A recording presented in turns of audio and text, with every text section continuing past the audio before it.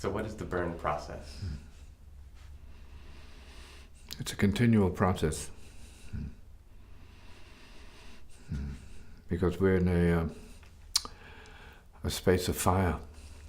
A space of fire. Maybe even the grace of fire. Or the fire of grace. So it's not something that is physically an issue. But it has to do with the essence of everything that appears. Okay? So you've heard the terminology, nothing exists, and yet everything is what it is. So the fire as a concept or as a process or as an activity, perhaps a purificational action, is a release process.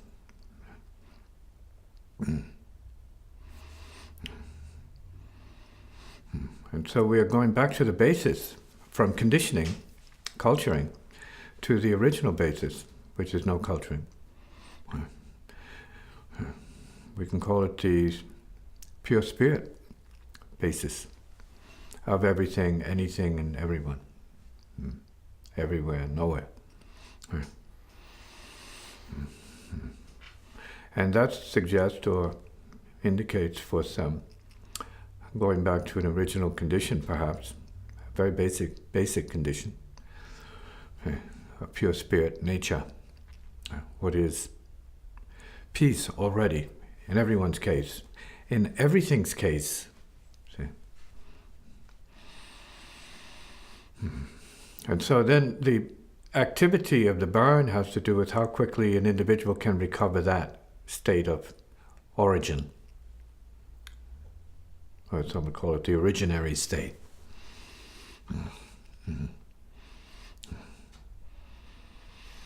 And so for people who come this way, who have a certain kind of intelligence, a certain type or level of intelligence, they can hear what I'm saying and experience it directly and immediately.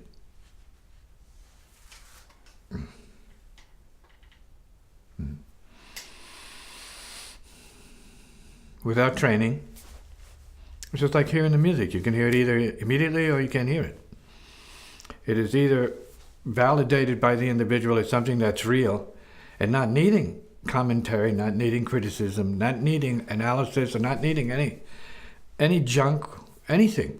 Say, mental, let's say, confusion or reaction. It just is what it is. Some things that people perceive or experience warrant that kind of no response, like it's okay. Say, that is okay. It could be in the same manner that we see things. We hear things. That's okay, that's okay. All of these impressions, say, perceptions, are subject to, say, validation by okayness or not okayness. Say, acceptance by okayness or rejection by not okayness. So the burn, as so-called here, is a reference to how immediately and directly one can see that you are pure, or perceive or accept that you are pure spirit nature already. Beyond self-sought mind, body, world, and let's say concept. Conceptualization, thinking, imaging.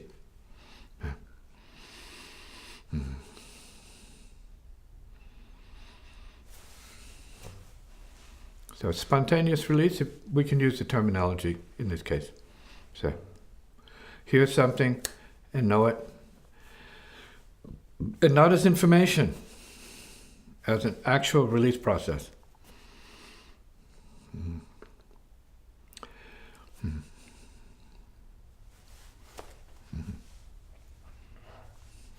How does that relate to the process of learning and mastering something? Some people learn directly, beyond a mental grinding like nails scratching a chalkboard sort of effect. So, in other words, there's a smooth, very smooth sort of reception and perception, see, and release process for some. Okay. Some theorists would say, oh, that's because they've earned it, past karma, past life karma. I accept that. Because you don't have to study it to know what it is. In all cases. Some have to study it, some have to learn it. Here it's all about the burning. You learn to burn what it is. You learn to let go of what it is because you're used by what it is to a certain degree, and thus being conditioned to not change, to refuse and resist change rather than jump to change, see? Leap into transformational fire. See? On impulse. See? Gone, done. It never was any other way. See? When you get to that point, you're moving very fast. See? It couldn't be any other way. As soon as you hear what it needs to be, you're there already. See? Not, I have to call my friends and talk to them about this one, or my parents or my people. I need to have some support on this. No. The opposite of that. It's not about learning. It's about knowing. And accessing or awakening knowing instantaneously, suddenly, in the blink, or as Rebbe says, in a snap. Already.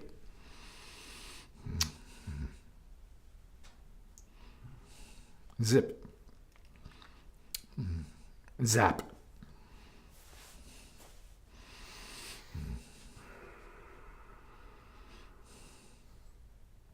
So it has nothing to do with luxuriating in any thought process, see, as a form of resistance or obstruction. And that's all that is. Oh, wait a minute. No, wait. What did you say? What did you mean? Did I hear? How? Right? No, it's gone. It's nothing to do with that. Come in now. Snap. Not a judgment, not an analysis or any mental process. See, it's knowing, beyond knowing.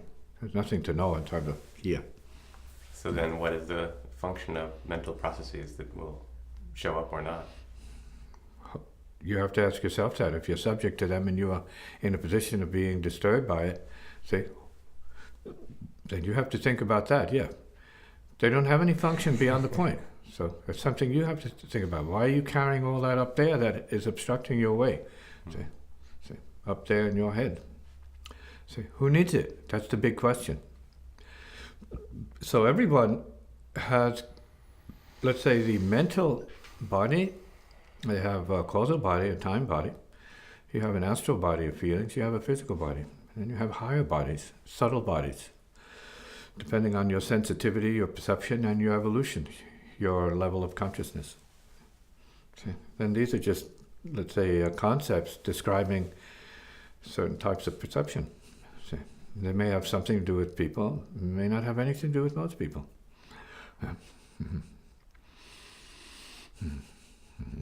So it depends on what you need and what you use, and how quickly you can get to a point, so that you can evolve, you can progress, so to speak. It's a good word. Progress. Okay. Let go and move up. Say, step up. Say, put things behind you. See. See, the question then becomes for the individual: what can you put behind you? That you're presently being and slowing yourself into a certain program as a result of that. See, not letting go of a program. Some programs you need to spend years with, maybe ages with, to learn them so carefully, so thoroughly, that say, no, I think I'm done with this. I can afford to let this go because I've used it up, or it's used me up enough. See, it's a two-way programming. It uses you, you use it. Yeah. So the programming then is an in-between. Mm. The mind is an in-between. The self is an in-between. Thinking is an in-between. Yeah. Remembering is an in-between. See, forgetting is an in-between. Knowing is an in-between. Realizing is an in-between.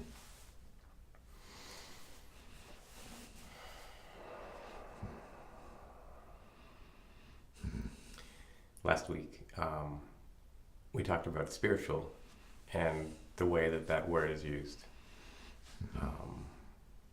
and how it doesn't particularly relate to the in-between, but it does not. It is the very in-between. Very, very few people can get to that level of in-betweenness. So the spiritual, the non-material. As soon as you realize that spiritual is the opposite of material, then you have a better sense of what it is, and there's no confusion or hesitation to utilize it for expressing or referring to certain things in our experience. See?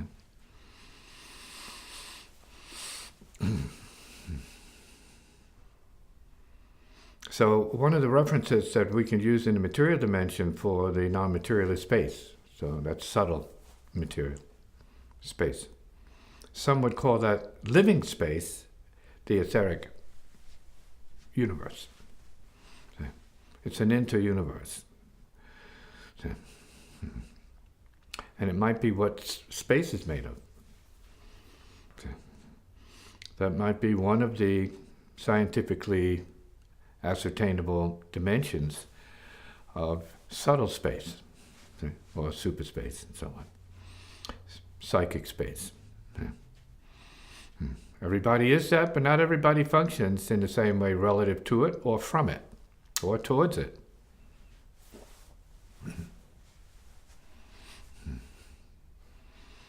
That also applies to hearing and seeing and smelling and tasting and touching and knowing or remembering. If we are just preoccupied or stuck in the material, gross material, physical plane, you have a lot to get beyond. If that's all you know, you are completely materialized. So the word spiritual becomes a big question mark in your case. Right.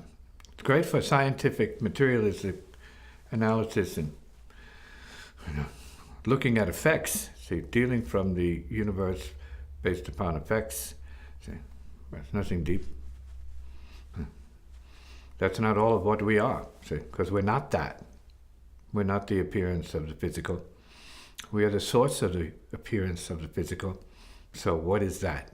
Who is that? When is that and why is that? Who's willing to be that? And work from that? That's the basis for your experience. And what is often the case with many people, not all people, they believe that that's who they are. Okay? Just the effect. How can that be so? How can you just be an effect? How can you be satisfied with just effects? Things like that. No cause, just effect. No cause. Not willing to see any cause or see where it comes from. See, that's the block. That's the obstruction. See, that's it. That's self. Self-obstructing programming. See, culture. See. Where appearances are enough. Not how they manifested, not why they manifested, or anything in terms of source, see, an origin.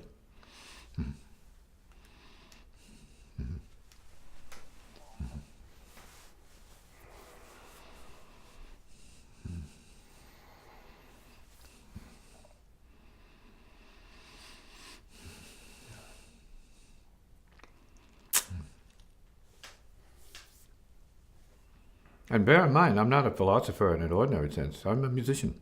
So a lot of what I'm talking about comes from my experience of and around and about sound. See, right? And music's a manifestation process. Yeah. And most musicians I know don't know where it comes from, or they don't really know why they're playing what they play, except that they have to play it. Yeah. So they are then, in effect, the effect of the effect. So I don't know why I play it, I just play it. That's not good enough. That's not deep enough. So I don't need to hear those musicians. Yeah, I'm not interested in that. Mm-hmm. Not that I have to be interested in anything. Yeah.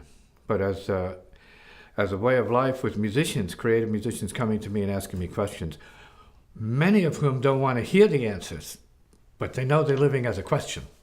They know their whole life is manifested as a big question. And what they're doing in this world is manifesting as a certain kind of question. Why? Yeah. Mm-hmm. Mm-hmm. And so many of them would say, doesn't matter why, it's just something I'm doing, I have to do it, and that's all there is to it. And I'm making money and I'm becoming famous, so who's to question it? Where's the why come into it? Because it has to be done, I guess, right? Mm-hmm. Mm-hmm. Not enough. Mm. Don't need that music. Yeah. Mm.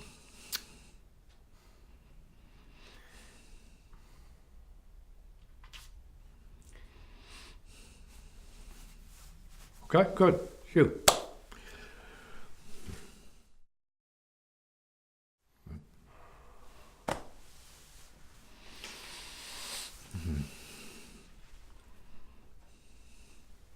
When you describe the scene here as Scene? the scene. What about the going, unseen? This is about the unseen. See, so we have the seen and the unseen. We have what you hear and what you can't hear. See, that's the balance here.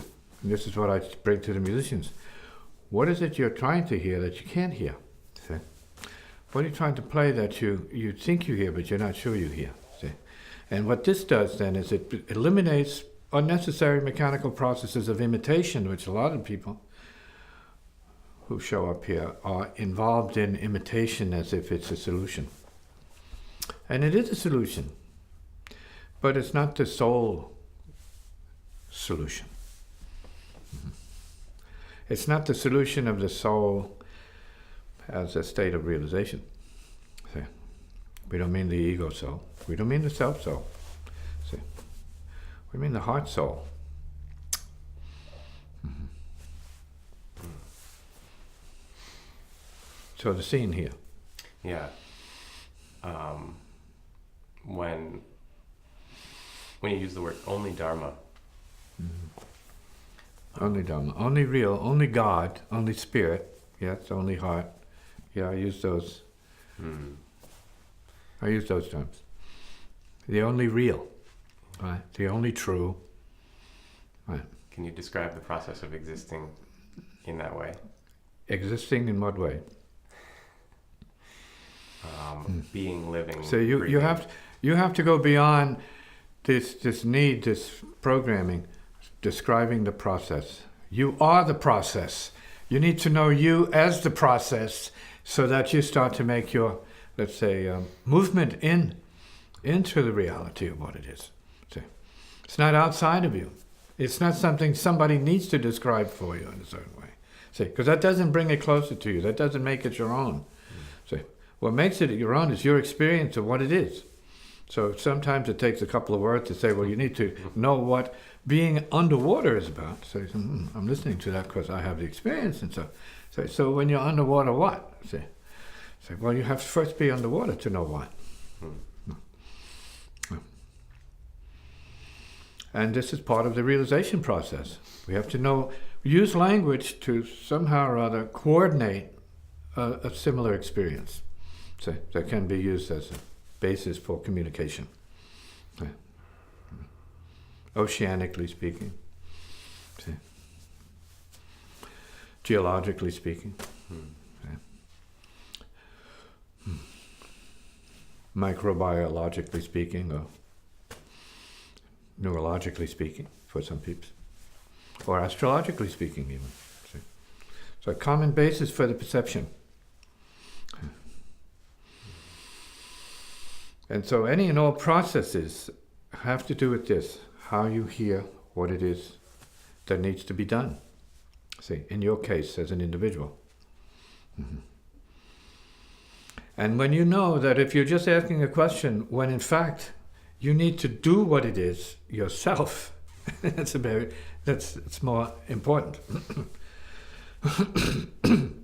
So, well, how are you playing the guitar? How are you meditating? You do it. That's how you do it. You do it by doing it. So, instead of like with a telescope, all the time with the telescope. Many come here with their telescopes. They're big telescopes. And what they're looking at is like seemingly way far away, but it's your mind. It's your mind, you're right here. You need to put the telly on your mind right here. Comment. Right? So be willing to look at what you're doing and being in the moment. That's important, that's practice. So,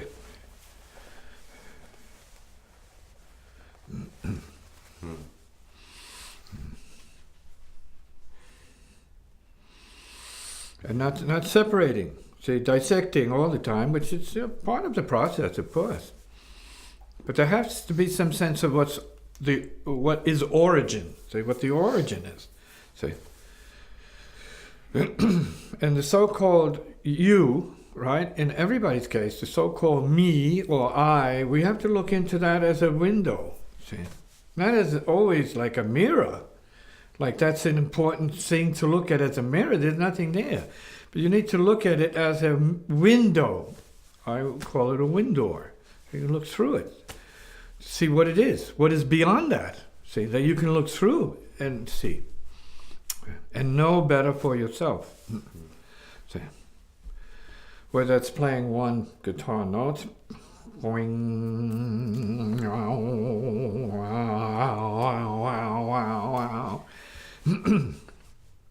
or trying to see something.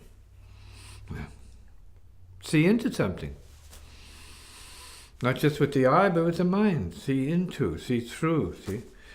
And that's what is meant by the Dharma is all, see. All is the Dharma. Everything is like the real. We use the word Dharma, not as some tradition, but just a word that means the real. See. It's nothing to do with where. It's like nowhere, but it's the real here. And that's what we need to tune into sometimes, be brought to accept the real here, now. Each and everyone's real here-nowness.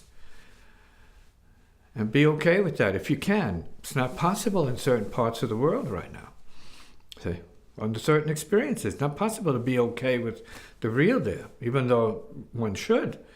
But sometimes when you see what's really going on there, when you have a real perception of what's going on, you want to get out of there. Say, well, I'm really here. I can't be here. This is crazy.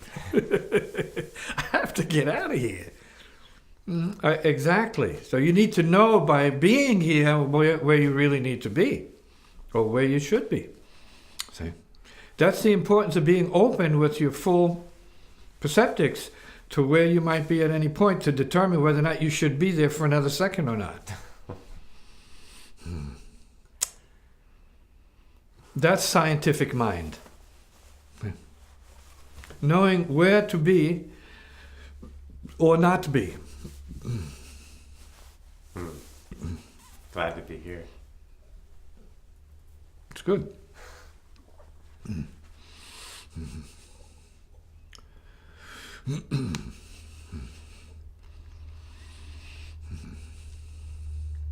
Any other questions on the idea of the Dhamma? See, the Dhamma as reality, not religion. It's a word. It has nothing to do with religion except experience, your present experience, the real. See?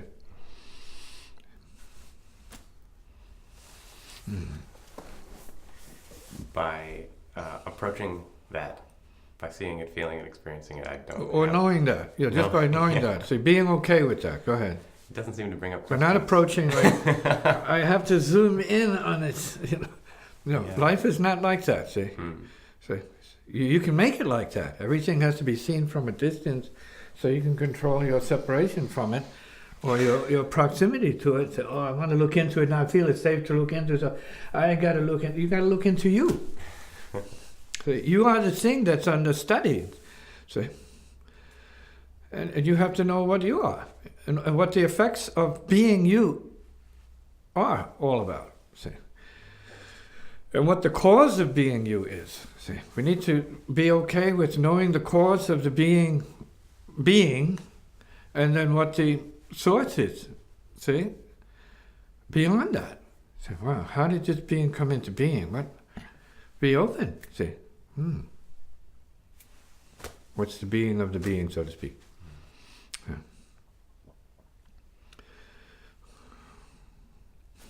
Okay. So, what's the sound of the sound? Again, going back to music, what's the sound of the sound? Where's that sound come from? See? Obviously, it's coming from subtler sounds. But do we have a connection with the meaning of the subtler sounds so that we have a better understanding of why we play what we play?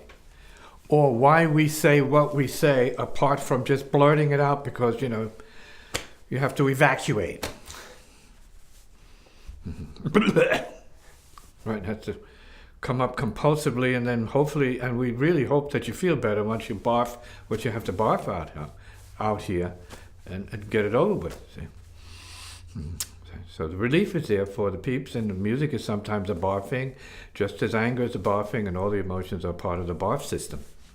So, and then we go back to your original comment about the burn, and then the burn is like putting all experience like in the fire. See, all experience being wood for the fire of understanding. Okay. Understanding the source of all experience is no experience.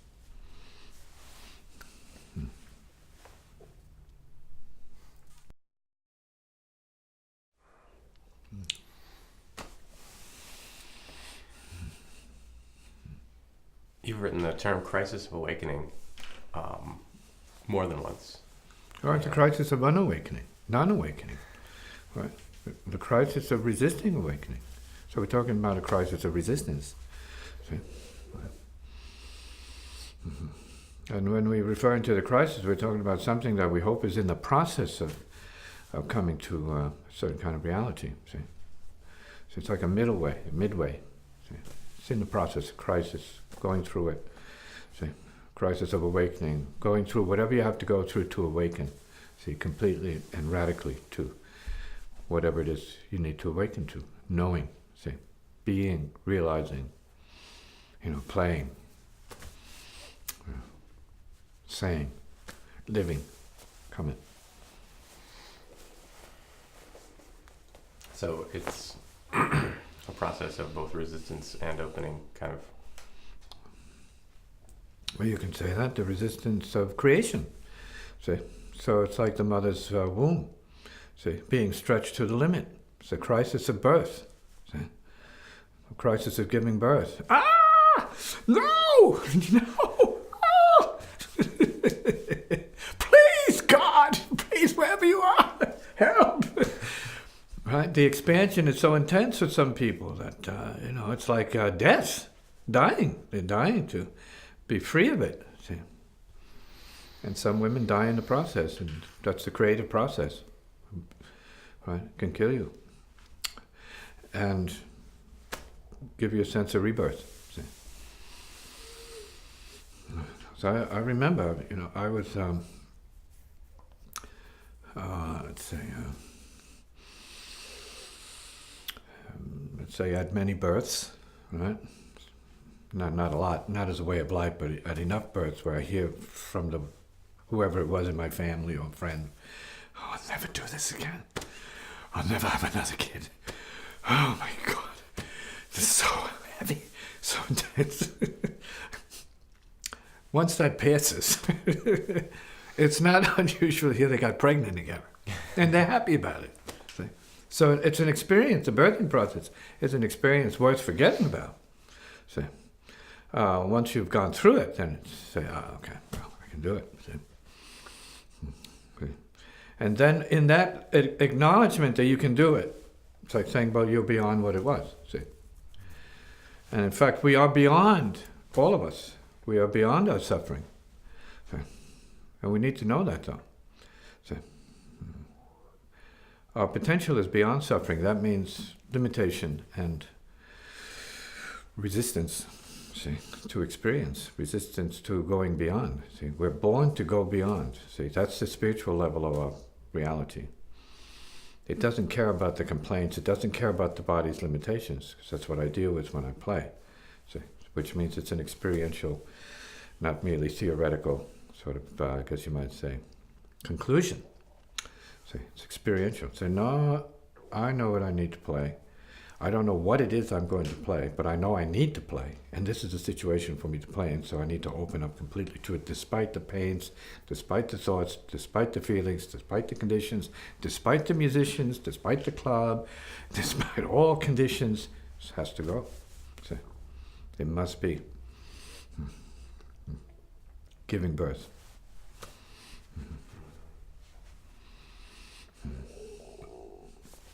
Coming. Is it a conscious process? Do you know if it's unconscious? How could it not be conscious? Right. Right. It's definitely not merely a theoretical process. See? See? It's not an analytical process. See? It's not this all the time. Is it far away or is it close? Could it be close or could it be far away? Could it be somewhere in between? At that moment, your life has passed you by, and you're trying to figure out distance. See? Right, you're caught in a program of distance. How close is close? How far is far? And questions my grandfather used to ask me when I was a kid. See, how high is up? How much love is enough? These kinds of questions. Comment.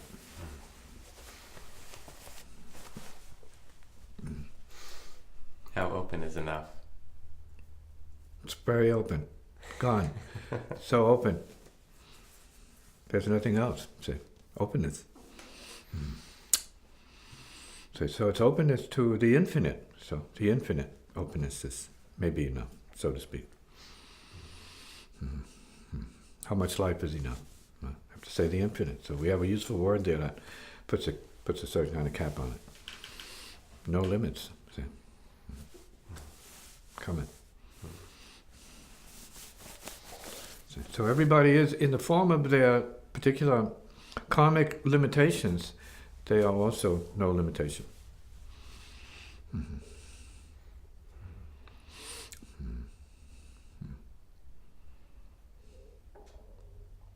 Comment.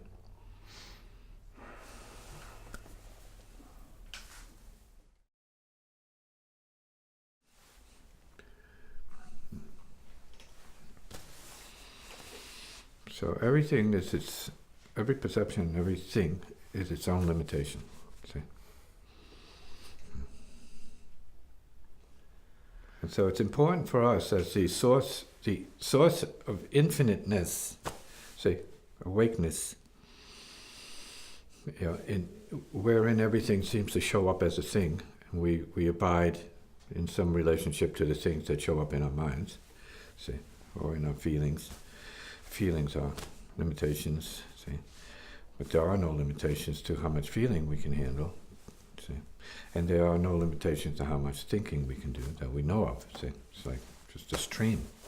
It's infinite. So it's without beginning or end, see, in a manner of speaking. That's what the Dharma is about. That's what realization is about. Bringing to, let's say, perception, or bringing to awareness very clearly, there's no beginning or ending. This is ongoing, it's continuum. So in the Dharmas, in the higher teachings, the spiritual teachings, they talk about the continuum. See, some would say it's the eternal continuum. Doesn't matter what you call it. See, it just is. It's the isness of is. See, it's the reality of is. And so we're here as part of that reality of is, regardless of how we want to look at it, regardless of how we define it or describe it, or subject ourselves to, let's say, any kind of concern relative to it. It is what it is. Okay. We can't escape it. We're here. We're living the continuum. Everybody is. And it's good to be able to play from that perspective, because then you're playing as part of the continuum. And at that point, you can take all the filters off and all of the, let's say, assumptions of what music is and what melody is and what tunes are and what structures are, and then just say, no, you're part of the continuum. So you got to get back to sound, primordially speaking, back to sound. Yeah. And so that's a place where we can work from, in terms of a certain level of musical expression. And when I'm playing in my usual, I guess you might say, configuration in public, or when we're doing recordings, it's really trying to get back to that so-called, reality. There's no beginning, no end, even though the mind and our program is all about beginnings and endings, as if they are the real.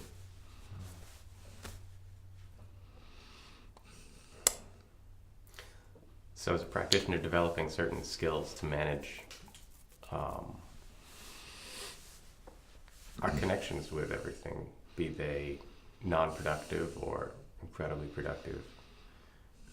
Well, what is important when we say practitioner in this case is non-suffering being, a non-suffering being. And so that's what our responsibility as a practice is, realizing the nature of suffering, and then from that, be able to work from what is really underneath that, which is no suffering. The non-suffering.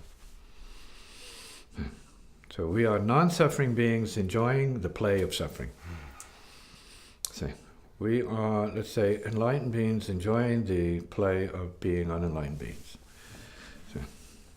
And acting that out. We don't know. Nobody knows. But we know that. We know we don't know, but we know we can know that we don't know, and that's the difference. So then there's some kind of conscious and higher, let's say, awareness that knows itself. It's conscious as itself. It's conscious of itself. It's conscious for itself at the same time. That's being consciousness. So that's what the practice is about, to get to the place where we can be consciousness, or be conscious of being consciousness at the same time. Yeah.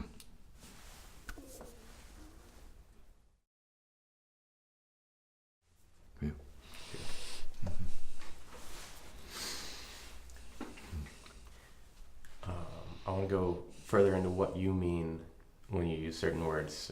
Still, the word spirituality is coming up.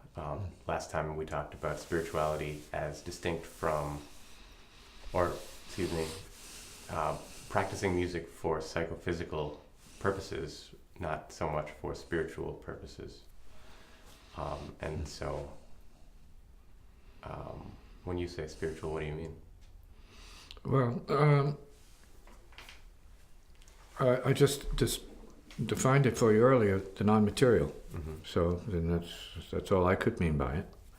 Okay, and so then it would have to be used in the context of how we use language and what we mean by it, in terms of what our perceptions are. So when we're talking about psychophysical needs and basic healing, there's nothing spiritual or non-material about it. It's absolutely material. So it's not about the spiritual. As such. And so when we're talking about the super spiritual, that's the old pervasive reality that enables anything to show up. So we know that there's a super spiritual. That means an essence here that enables matter to, and itself to sort of like co-emerge, and we accept that. So accept it in science, even though there are a lot more question marks in science, because there are a lot more questions in science. So a lot more question marks, more questions. So you want to get down to the nitty-gritty of what it is, and if there is or isn't a God or whatever, a source, an ultimate source. So that's the riddle of the universe. Who is the ultimate source? Who is not the ultimate source? I think that's the answer there. Who is not the... That's the question and the answer all in one. Who is not the original source? And so if we use the word spiritual, we might make a reference then to what is transcendent. So, and then that's an intuition of something that is beyond appearances. See? The transcendent being. See, that we are conscious as being, but we're not living from that all the time, because we're allowing ourselves to be in the so-called karmic world of beings and other, say, realities that in terms of the other beings that we know, have to deal with their sense of what's real. And in this case, it's mostly from the time world. See, what's real is making money. See, so we're gonna, everything is by the hour, right? And so that's the world's, I guess you might say, programming in order to get certain things done. So we're okay with that. See, but going beyond that, and we say, well, what is there to get done that's beyond the programming, the appearance of what it is that we need to do, let's say the means to make the money, what's the real beyond that? And then that's where we get into spiritual practice. That means not physical practice. See, the intelligence itself, the spiritual side of it, the knowingness of itself, the abstract. Come on. Mm-hmm. The awareness of it all.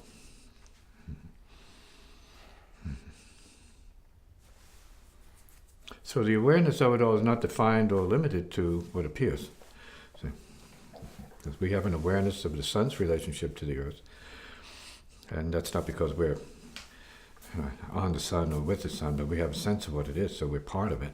So there's a continuum that we have to say is cosmic awareness, intelligence that we participate in, that is all informing us as well as defining us at the same time and limiting us to a certain degree.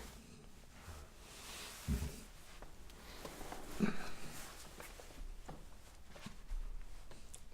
What do you mean by music? What you hear. And then what you hear from what you feel. Mm-hmm. That could be your voice. See? And that's music. Mm-hmm. Your voice is music. Sound is music. And then by musical, let's say, forms, we can say there's a lyrical quality to certain formulations of sound that gives us a sense of what music is to us. To the individual, as you hear. So then it's about what you hear, and maybe what you hear is about what you can't hear. See? So then it's going back to perception. Maybe it's a musical perception, see, or musical intelligence that we're really concerned about. See? What do you mean by intelligence? Knowing. But you know that already. See? See?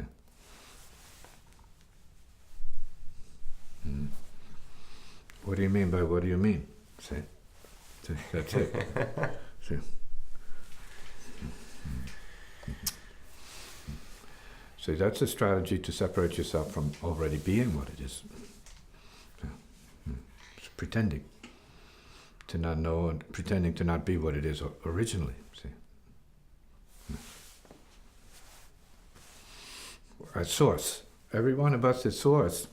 But we don't function as source because we're not given the opportunity to function as source and explore what the source actually is for us.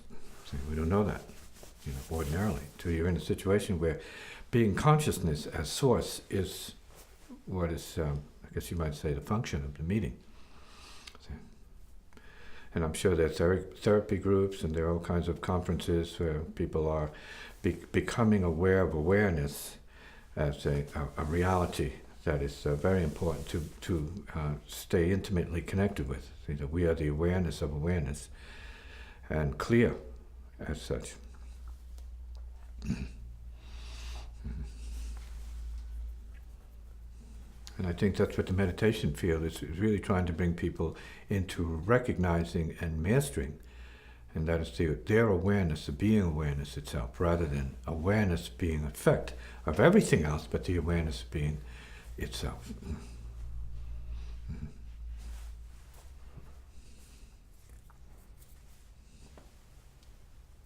I guess that's a pretty perfect way to describe,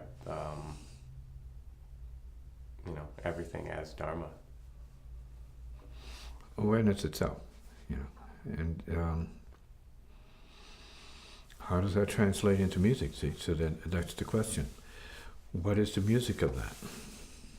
What is the sound of that? What is the sound of, one hand clapping, right?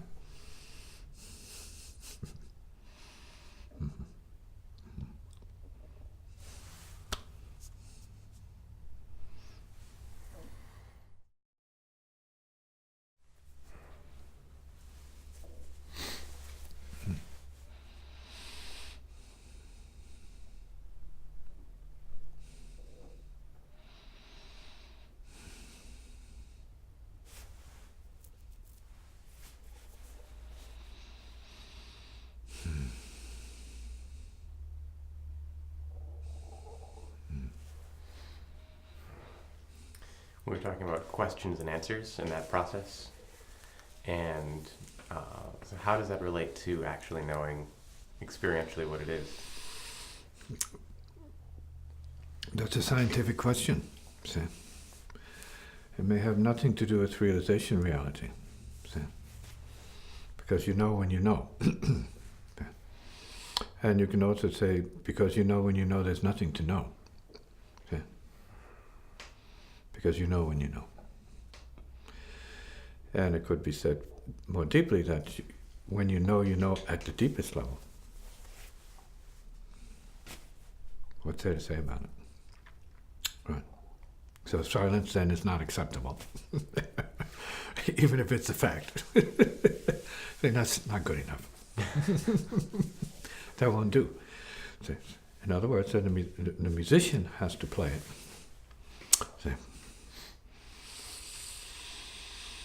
and that takes me back to a day when, I was playing with Rashid. And so, talking about it's not enough. Playing about it.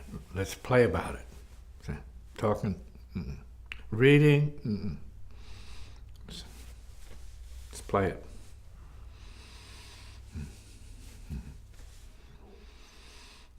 So then the question is, what is playing in that moment? See?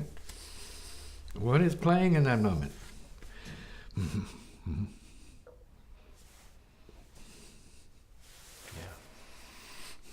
Yeah. In other words, each individual has their level of experience and level of understanding of what it is for themselves. So it's good that you asked me, well, what do you mean by that? I said, well, this is what I could mean by that. This is what I've written about such things. This is what I've played about such things. See?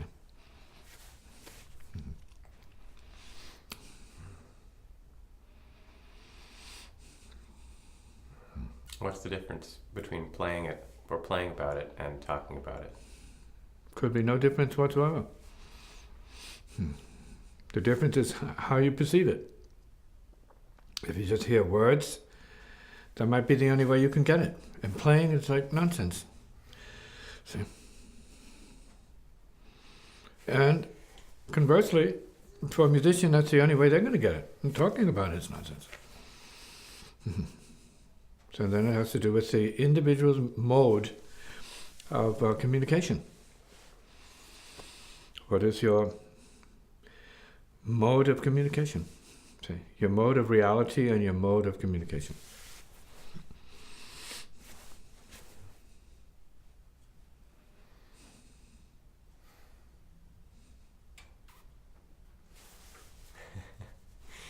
This mode of communication right here. It's like no mode of communication. You're talking about the no mode. Pretty direct. The no mode of communication. Right, there's like wall to wall. Okay? Or what I have called tree to grass. Okay? Earth to moon. Moon to sun. Sun to system, to galaxy, to universe, and back to source. See? Well, universes. Other universes.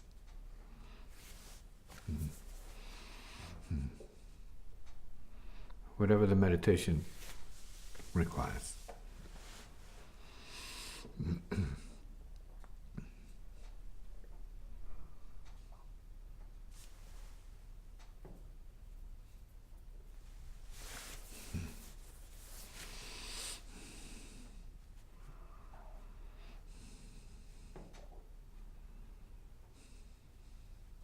My interpretation of that right now in this moment is something along the lines of everything takes care of itself. What is itself that it takes care of itself? So, what is that? What is the itself that takes care of itself? I'd say the universe, the oneness, the isness. The question. Well, and the answer. Yeah. And maybe the question is the answer. The answer is the question, say, for some beings.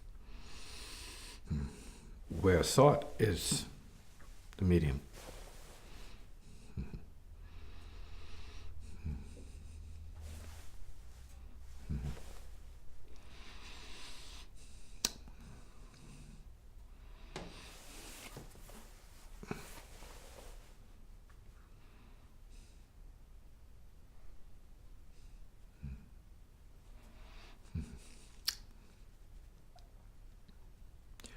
Then it becomes an issue of what are you willing to hear, see, to know what it could be.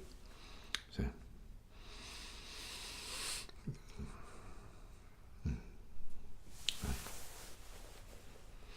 Or what it has to be. See. See. It's not what it could be as much as what it has to be. See, as any appearance. Right? And then we're going back to, is everything really that which takes care of itself? Is everything that which takes care of itself as what? See?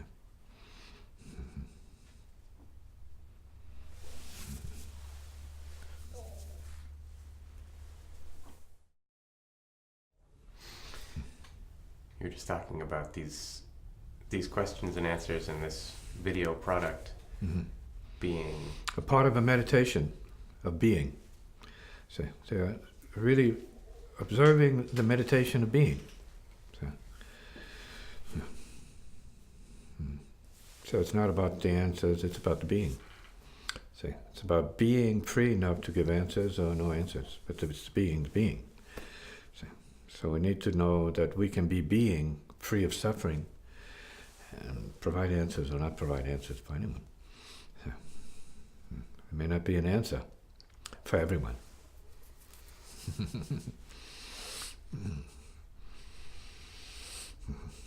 Because not everyone has the question. So, the question may be way, way, way up on the scale there. See, of evolution.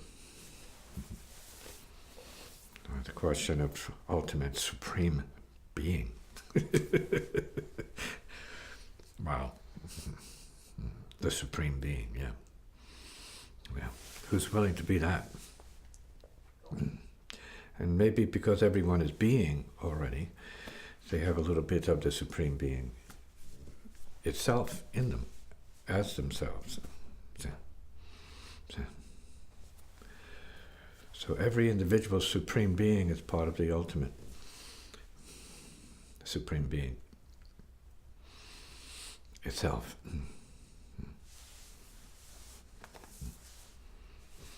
See, the transcendent one being itself, no being.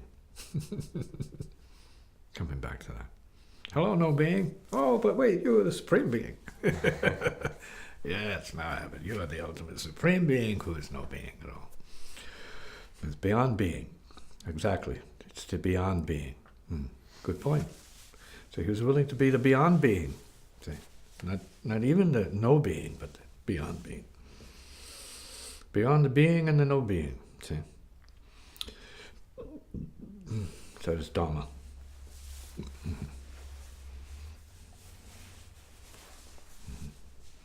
That is the real.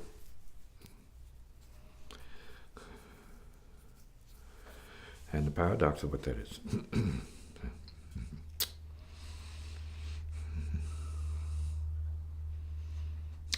And the paradox of who that is. In anyone's case.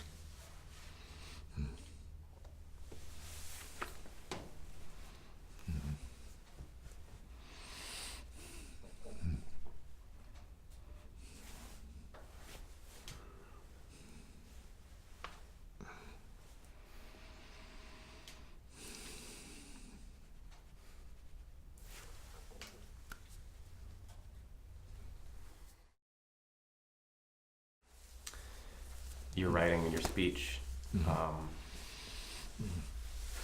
seems to bring people, at least bring me and other people, to the same recognition over and over of some kind of middle point between two ideas. And You mean the no point? There's no point to any ideas.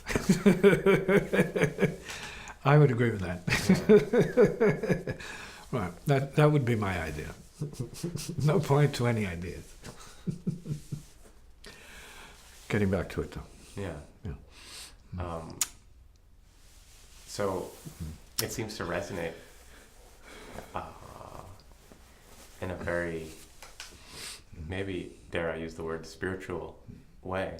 Well, in material way, yes, definitely. You can use it, abstractly speaking. Yeah. Yeah. And so this is both a question of how you use your language. Like, what do you mean by who? And then, I want to know who is this resonating with? Who is this for? Obviously, it's resonating with you. So, the who then is the you. See, your who. See, your you, who is in resonance with what it is. So, and so apparently there are beings who are in this kind of like you-hoo resonance with what was going on. See, and so there would be required then a certain kind of use of language that would cause this resonation to show up and be useful, let's say. Mm-hmm.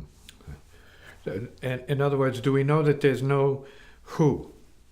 See, even though we say who, we know there's no who.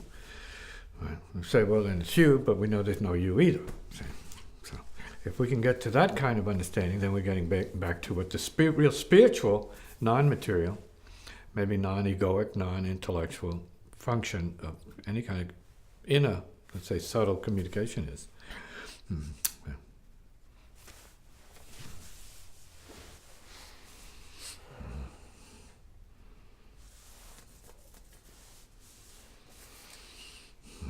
So then we're talking about selfless communication, and then imageless communication. We can get to that point where we say, well, don't need any images to communicate anything. So, because then we are the imageless, selfless, reality-less, being-less, right? Nothingness of spirit. And now the word nothingness and spirit seem to have reality. See, non-material. In the abstract, I'm saying it's the non-material, zero. The is itself, of itself, and so on. See. Irrational. See. Not logical. Illogical. Heart nature of the whole thing.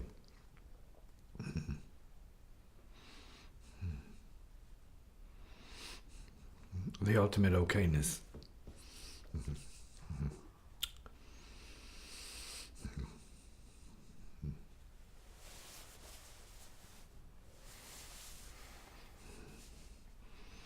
Isness. Beingness.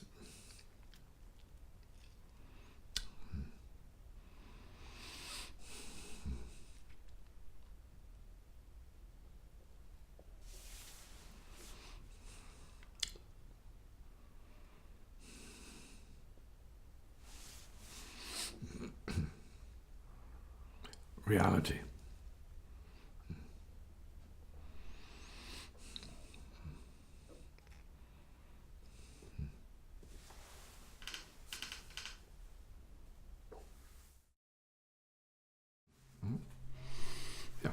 Yeah, so the whole, let's say, healing process that we would call relative to the Dharmic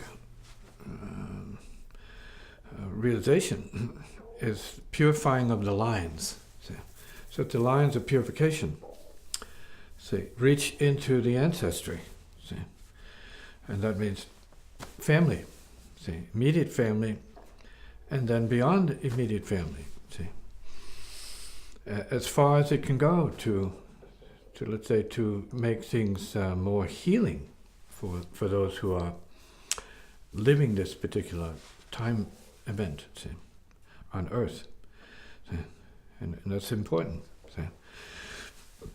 So whether it's friends who gain from it or whatever, I mean, it's really then the Dharma coming through, the heart says, this is the heart Dharma.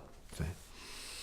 And then that is like in the mode of goodness relative to compassion, helping everybody to see more, to be more, to hear more, to feel more of what it is that is positive, see, and healing in nature.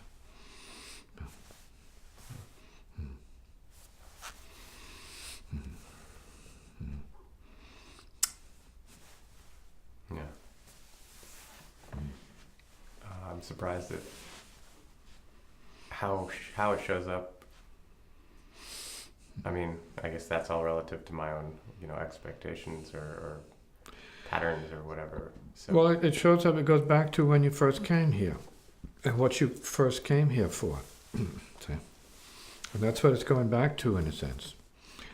See? And what the conditions were at that time.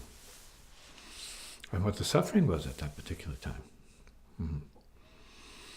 And what the need was at that point for healing. Mm. And it's universal. So everybody needs some healing. Yeah. True. Yeah. So the question then is, are we as individuals really open to what that healing is and what that healing can be or what it should be, say, in our particular situation? That's why being part of a chain, in a manner of speaking, is helpful. So you know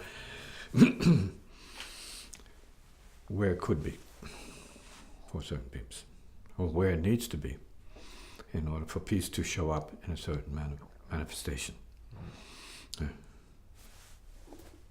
Mm-hmm.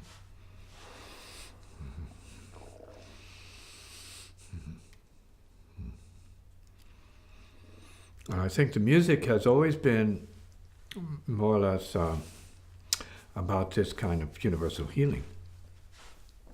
Not so much on the stage, see, but as a way of life. So we're talking about the sound healing. The sound healing is really what I think the issue is. What is the sound healing? See, what is the sound healing?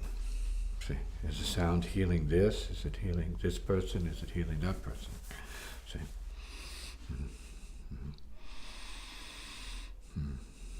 So when we can get to that level of perception where we know that there's a sound that can do the healing, that is related to the music, but it is not the music, then we're getting closer to what the Huda realization is here.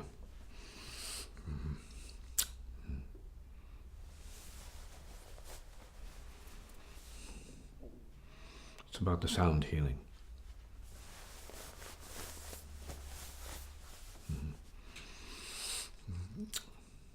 And the potential of the sound healing all beings. And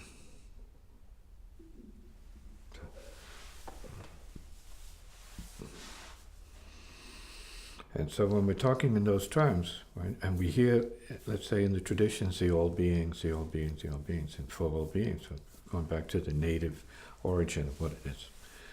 See, that means the heart of all beings. See, and that's very important for people who have a native resonance, see, to come to terms with. So this is about the heart of all beings, not the politics of any beings, but the heart of all beings. See, it's not about the politics for or against money and materialism. It's not about that.